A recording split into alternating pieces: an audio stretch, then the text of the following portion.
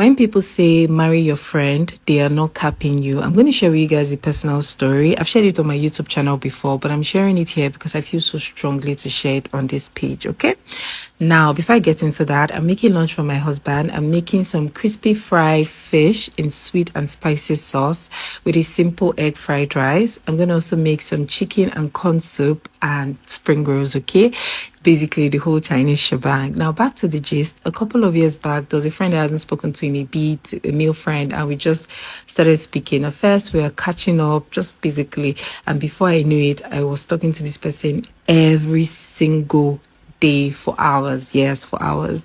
One day I caught myself and I'm like, wait, you're getting too fond of this person, Tinuke. Is this feelings that is trying to creep up on you? So what did I do? There's one thing I know is that sin thrives in secrecy, okay? So before you get into sin, the best thing for you to do is to just bring it into the light.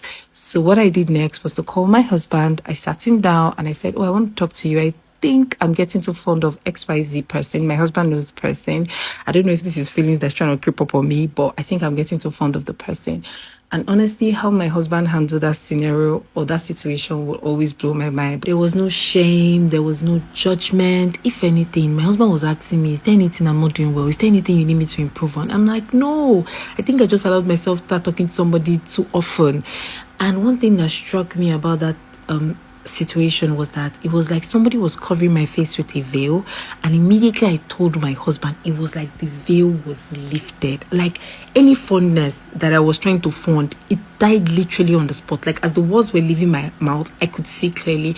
And there's also a spiritual aspect to it, but I'm not going to get into that in this video. But honestly, I am thankful for a spouse that is my friend, because my husband is my friend and my accountability partner.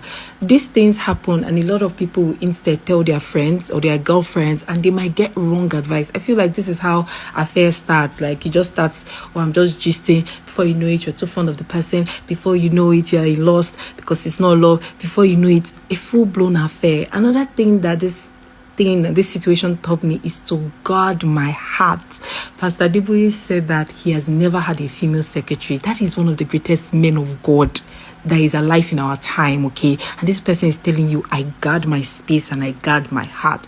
I have learned to guard my heart with so much fierceness, not just in marriage, generally in life. Guard your heart, because that is where the issues of life will flow from. And I am so thankful that I have a spouse that is my friend. So when they say marry your friend, they aren't lying to you, okay? So I'm done packing my husband's lunch. If you have enjoyed watching or learned anything from this story, let me know in the comments.